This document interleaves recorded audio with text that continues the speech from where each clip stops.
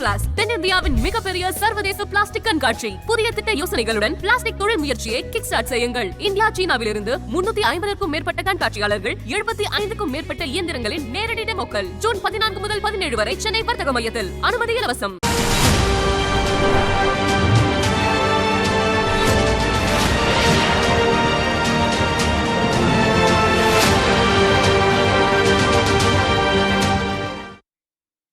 வாக்குப்பதிவு இயந்திரம் குறித்து அவ்வப்போது விமர்சனங்கள் எழுவதுண்டு.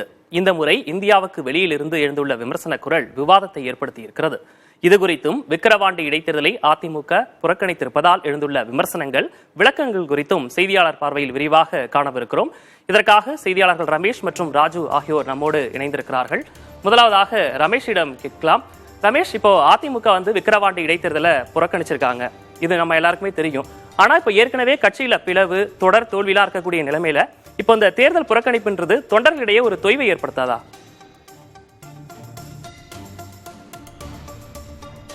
1972ஆம் ஆண்டு தொடங்கப்பட்ட கட்சி அதிமுக. தொடங்கப்பட்டு ஓராண்டில் திண்டுக்கல் இடைத்தேர்தல் வருகிறது. அந்த இடைத்தேர்தலில் அதிமுக வெற்றி பெறுகிறது. கட்சி ஆரம்பித்த ஓராண்டிலேயே ஒரு இடைத்தேர்தலில் ஆளும் கட்சியை எதிர்த்து வெற்றி பெற்று தனது அரசியல் வாழ்க்கையே இடைத்தேர்தல் மூலம் தொடங்கிய கட்சி தற்போது ஒரு இடைத்தேர்தலை புறக்கணித்திருப்பது அனைவரையும் புருவத்தை உயர்த்தி பார்க்க வைத்திருக்கிறது. அதாவது 1977 தான் முதல்ல எம்ஜிஆர் ஆட்சிக்கு வர்றாரு. அதற்கு பிறகு அந்த அதிமுக நின்ற பை எலெக்ஷன் எல்லாம் பார்க்கும்போது கிட்டத்தட்ட ஒரு 80 இடைத்தேர்தல்கள் வந்திருக்கு. அதுல ஆளுங்கட்சி 52 முறை வெற்றி பெற்றிருக்கிறது. அதாவது எப்போதுமே இடைத்தேர்தல்களில் அதிமுக தான் வெற்றி பெற்றிருக்கிறது. இருந்தாலும் கூட இந்த முறை ஒரு எதிர்க்கட்சி, அதாவது பாத்தீங்கன்னா அண்மையில் நடைபெற்ற எம்பி தேர்தலில் விக்கிரவாண்டி தொகுதியில விசிக வேட்பாளர் ரவிக்குமார் வெற்றி பெறுகிறார். அதாவது அந்த விக்கிரவாண்டி சட்டமன்ற தொகுதி வரக்கூடிய விழுப்புரம் நாடாளுமன்ற தொகுதி, அந்த தொகுதியில் மட்டும் அதிமுகவுக்கு 60,000 வாக்காளர்கள் வாக்களித்திருக்கிறார்கள். தற்போது அதிமுக இந்த நிலைப்பாட்டை எடுத்திருப்பதால் இந்த 60,000 பேரும் யாருக்கு வாக்களிக்க போகிறார்கள் என்று கட்சி தலைமை சொல்லவில்லை. இது பாத்தீங்கன்னா யாருக்கு போகும் என்ற ஒரு எதிர்பார்ப்பு இருக்கிறது. அது மட்டும் இல்லாம அதிமுக சார்பிலாக ஒரு விளக்கத்தை கொடுக்கிறார்கள். 2009 ஜெயலலிதா அதிமுக பொதுச் செயலாளர் இருந்த போதே ஒரு 5 தொகுதிக்கான இடைத்தேர்தல் பை எலெக்ஷன் 5 எம்எல்ஏ எலெக்ஷனுக்கு வருது. அப்பயே புறக்கணிச்சிருக்கோம், இது ஒன்னும் புதுசு கிடையாது ஏடிஎம்கேக்கு அப்படின்னு அவங்க ஒரு விளக்கத்தை கொடுத்தாலும் கூட இது போன்ற நேரங்களில் ஒரு எதிர்க்கட்சி, பிரதான எதிர்க்கட்சி அங்கே நிற்கும் போது அங்கே ஆளும் கட்சியை எதிர்த்து பிரச்சாரம் செய்வார்கள். அந்த பிரச்சாரம் டிவிகளிலும் குறிப்பாக ஊடகங்களிலும் வெளியாகும். இது ஒரு உதாரணமாக ஏடிஎம்கே கேண்டிடேட் போட்டாருன்னா அங்க ஏடிஎம்கே பொதுச் செயலாளர் அங்க பிரச்சாரத்துக்கு போவாரு. முன்னாள் அமைச்சர்கள் பிரச்சாரத்துக்கு போகும்போது ஆளும் அரசியல் தற்போது நடக்கக்கூடிய தவறுகளை எடுத்து சொல்வதற்கு ஒரு வாய்ப்பு ஏற்படுத்திருக்கும். அந்த வாய்ப்பை தவறவிட்டதாக தான் அரசியல் விமர்சகர்கள் தெரிவிக்கிறார்கள். ஆனால் திமுகவும் இது போன்று புறக்கணித்திருக்கிறது. அதிமுக ஆளும் கட்சியாக இருந்த 2011-16 காலகட்டத்தில் 2012ஆம் ஆண்டு புதுக்கோட்டை பை எலெக்ஷனும் 2015ஆம் ஆண்டு ஆர்கே நகர் பை எலெக்ஷனையும் டிஎம்கேவே கேண்டிடேட் போடாம இருந்தாங்க அப்படின்னு சொல்லப்பட்டாலும் ஒரு பிரதான எதிர்க்கட்சி இன்றைக்கு 20% வாக்குகளை வைத்திருக்கக்கூடிய கட்சி போட்டியிடாமல் இருப்பது தொண்டர்கள் மத்தியில் ஒரு கலக்கத்தை ஏற்படுத்தியிருப்பது உண்மைதான்.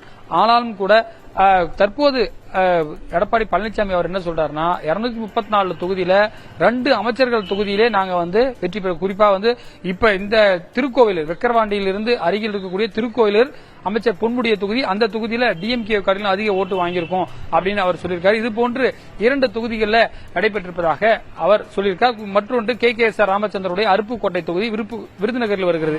இது போன்ற காரணங்களை அவர் சொல்லியிருந்தாலும் கூட தொண்டர்களுக்கு இது போன்ற காலங்களில், அதாவது பாத்தீங்கன்னா அடுத்ததாக ஊரக உள்ளாட்சி தேர்தல் வருகிறது, அதன் கூட்டுறவு சங்க தேர்தல் வருகிறது.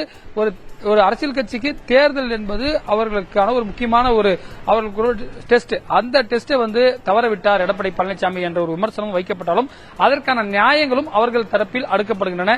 இது வரக்கூடிய தேர்தல்களில் எப்படியெல்லாம் எதிரொலிக்கப் போகிறது என்பதை நாம் பார்க்கலாம். விக்னேஷ், ரமேஷ், நீங்க குறிப்பிட்டது மாதிரி இடைத்தேர்தல் புறக்கணிப்புக்கான விளக்கங்கள் அதிமுக சார்பாக கொடுக்கப்பட்டிருக்கு. இப்ப இன்னொரு கேள்வி என்னன்னா, இந்த புறக்கணிப்பை காங்கிரஸ் மூத்த தலைவர் ப. சிதம்பரம் விமர்சனம் செய்திருக்கிறார். அதே போன்று டிடிவி தினகரனும் விமர்சனம் செய்திருக்கிறாங்க. என்னன்னு பாத்தீங்கன்னா பாஜகவுக்கான வெற்றிக்காக அவர் இந்த இடைத்தேர்தலை புறக்கணிச்சிருப்பாதும் ஒரு குற்றச்சாட்டு முன்வைக்கிறாங்க. இதை எப்படி பார்க்கப்பட வேண்டியிருக்கு?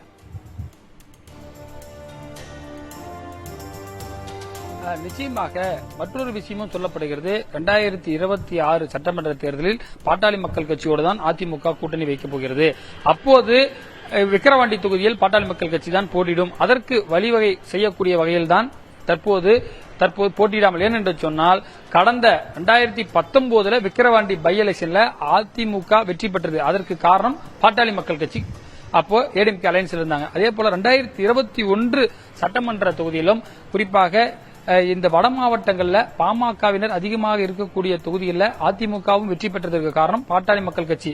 உதாரணத்திற்கு சேலம் மாவட்டத்தில் கூட அதிக அளவிலான அதிமுக எம்எல்ஏக்களும் பாமகவிற்கு சட்டமன்றத்தில் 5 எம்எல்ஏக்களும் கிடைத்திருக்கிறார் என்று சொன்னால் அது வட மாவட்டங்களில் தான். அதாவது ஏடிஎம்கே பிஎம்கே அலைன்ஸ் சேரும்போது தருமபுரி, சேலம், விழுப்புரம் போன்ற பகுதிகளில் பாமகவினர் செறிவாக இருக்கக்கூடிய பகுதிகளில் வெற்றிக்கான வாய்ப்பு இருக்கிறது. எனவே 2026 கட்டாயமாக அதிமுக பாட்டாளி மக்கள் கட்சியோடு தான் கூட்டணி அமைக்கும் என்ற அடிப்படையில் தான் பாட்டாளி மக்கள் கட்சி அங்கே போட்டியிடுவதால் இந்த ஒரு வாய்ப்பை அவர்களுக்கு கொடுத்திருக்கார்கள். ஏனென்று சொன்னால் சேலம் மாவட்டத்திலும் தருமபுரி, வட மாவட்டங்களில் வேலூர் போன்ற பகுதிகளிலும் பாட்டாளி மக்கள் கட்சியோட துணை அதிமுகவுக்கு தேவை என்ற ஒரு நிலைப்பாடு எடுத்திருப்பதால் தான் இது போன்ற ஒரு பாட்டாளி மக்கள் கட்சிக்கு விட்டுக் கொடுத்திருப்பதாகவும் சொல்லப்பட்டாலும் ஆனால் அதிமுக தலைமை அதற்கு மறுப்பு தெரிவித்திருக்கிறார்கள்.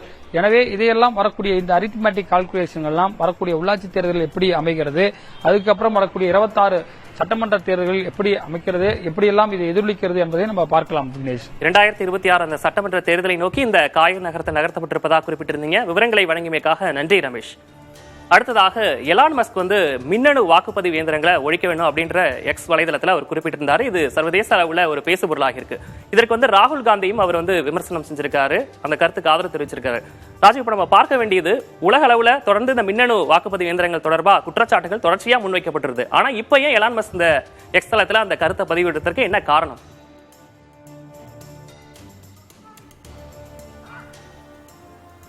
விக்னேஷ், அதாவது இந்த ஒரு விவகாரத்தை பொறுத்த மட்டில் அமெரிக்காவில் நடைபெற்ற ஒரு தேர்தலில் சுயேட்சை வேட்பாளரான ராபர்ட் எஃப் கென்னடி என்ற அந்த நபர் ஒரு ட்விட்டர் வலைதளத்தில் தனது ஒரு ட்வீட் செய்திருந்தார். அதில் நடைபெற்ற அந்த தேர்தலில் நூற்றுக்கணக்கான வாக்குப்பதிவு இயந்திரங்கள்ல முறைகேடுகள் நடந்திருந்ததாகவும் உரிய அந்த ஆவணங்கள் இருந்ததன் காரணமாக அந்த வாக்குப்பதிவு சரி செய்யப்பட்டதாக அவர் ஒரு குறிப்பிட்டு தனது வலைதள பக்கத்தில் இந்த பதிவை பதிவிட்டிருந்தார்.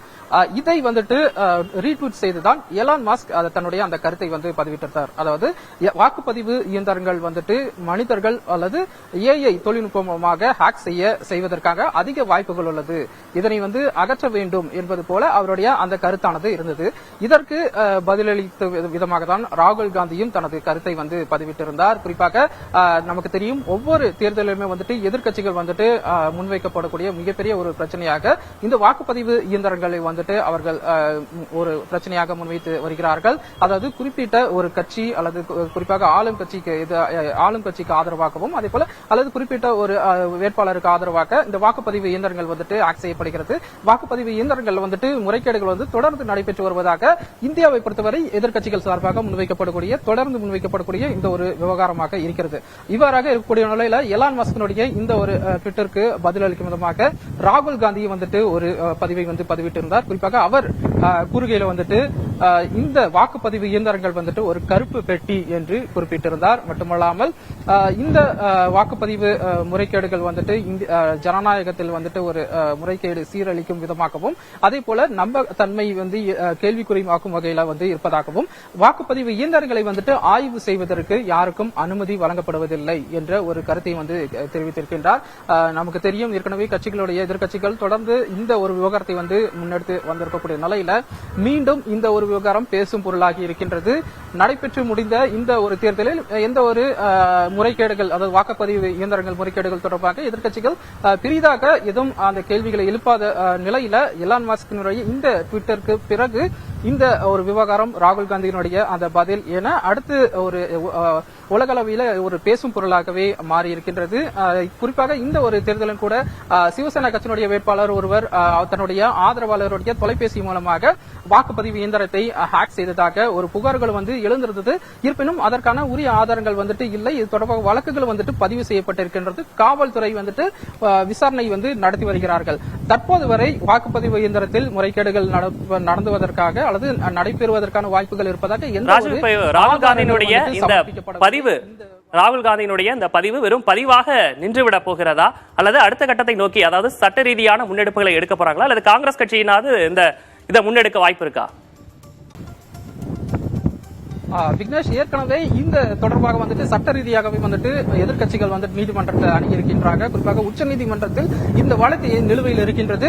ஆனால் உச்சநீதிமன்றத்தினுடைய அந்த கருத்து என்னவென்று பார்த்தால், இந்த வாக்குப்பதிவு இயந்திரங்கள் வந்துட்டு எந்த ஒரு முறைகேடும் நடத்துவதற்கான வாய்ப்பு கிடையாது.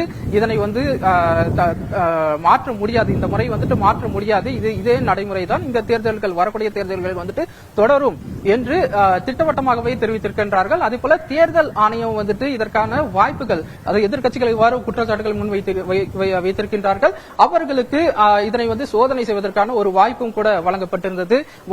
வாக்குப்பதிவு இயந்திரங்களை வைத்து எந்தெந்த கட்சிக்கு இந்த சந்தேகங்கள் இருக்கிறதோ அவர்கள் நேரடியாகவே வந்து அந்த வாக்குப்பதிவு இயந்திரங்களை வந்துட்டு முடிந்தால் ஹேக் செய்து கொள்ளலாம் என்று அவர்கள் வந்து ஒரு வாய்ப்பை வந்து வழங்கியிருந்தார்கள். ஆனால் எந்த ஒரு கட்சியும் வந்துட்டு இதனை வந்து நிரூபிக்க முடியவில்லை. இந்த வாக்குப்பதிவு இயந்திரத்தை ஹேக் செய்து ஒரு குறிப்பிட்ட நபர்களுக்கு, அந்த குறிப்பிட்ட கட்சியை சார்ந்த நபர்களுக்கு ஆதரவாக இந்த முறைகேடுகளில் வந்து ஈடுபடுவதற்கான எந்த ஒரு ஆதாரங்களையும் அவர்களால் சமர்ப்பிக்க முடியவில்லை என்பதுதான் தற்போது வரை இருக்கக்கூடிய ஒரு உண்மையாக இருக்கிறது. சட்ட ரீதியாகவும் எந்த ஒரு ப்ரூஃப் வந்து கிடையாது. முறைகேடு நடப்பதற்கான எந்த ஒரு ப்ரூஃப் கிடையாது. இவ்வாறாக இந்த தேர்தல்களில் வந்துட்டு தோல்வி எழும் கட்சி இவ்வாறு இந்த வாக்குப்பதிவு இயந்திரங்கள்ல முறைகேடுகள் நடந்திருக்கலாம் போன்ற விஷயங்களை வந்துட்டு அவ்வப்போது தேர்தல் ஆணையத்தில் வந்துட்டு அதே போல நீதிமன்றத்தில் வந்துட்டு அணுகி வருவது ஒரு வழக்கமான ஒரு முறையாகவே தற்போது இருக்கிறது. எலான் மஸ்கினுடைய இந்த ட்வீட்டுக்கு பிறகு அதே போல ராகுல் காந்தியினுடைய இந்த ஒரு பதிவு மீண்டும் வரக்கூடிய அந்த தேர்தல்களில் வந்துட்டு எதிர்க்கட்சிகள் இந்த ஒரு விவகாரத்தை வந்துட்டு எழுப்பலாம் என்ற ஒரு கருத்து தான் தற்போது நிலவுகிறது. நிச்சயமாக இந்த விவகாரம் இதோடு நின்றுவிடப் போகிறதா இல்லது இன்னும் பூதாரமாக வெடிக்கப் போகிறதா என்பதை நாம் பொறுத்திருந்து பார்க்கலாம். தற்போதைய விவரங்களை வழங்கியமைக்காக நன்றி ராஜு. ஐபிளாஸ் தென்னிந்தியாவின் மிகப்பெரிய சர்வதேச பிளாஸ்டிக் கண்காட்சி. புதிய திட்ட யோசனைகளுடன் பிளாஸ்டிக் தொழில் முயற்சியை கிக் ஸ்டார்ட் செய்யுங்கள். இந்தியா, சீனாவிலிருந்து 350க்கும் மேற்பட்ட கண்காட்சியாளர்கள், 75க்கும் மேற்பட்ட இயந்திரங்களின் நேரடி டெமோக்கள். ஜூன் 14 முதல் 17 வரை சென்னை வர்த்தக மையத்தில். அனுமதி இலவசம்.